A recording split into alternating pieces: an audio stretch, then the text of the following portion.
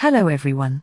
Today, I am going to show you how to disable save option on Snapchat.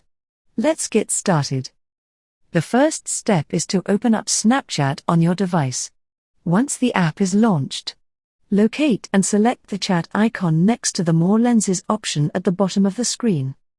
Now, choose the person with whom you want to disable the message saving. In my case, I select this person.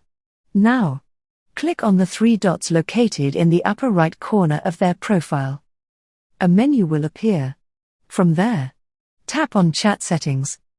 In the Chat Settings menu, you'll notice the Delete Chat option. Go ahead and tap on it.